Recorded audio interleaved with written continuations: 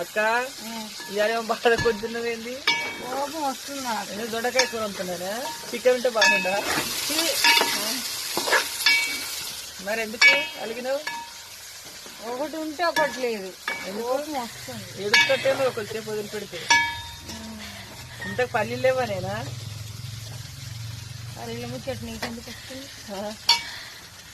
మరి అందుకే కానీ వాళ్ళు ఇది 30 రూపాయలు ఖర్చు పెట్టుకొని పల్లీలు తీసుకొస్తే ఒక్క ఇత్తి లేకుండా తిన్నా. కూర బాగుంది. బాగానే ఉంటుంది.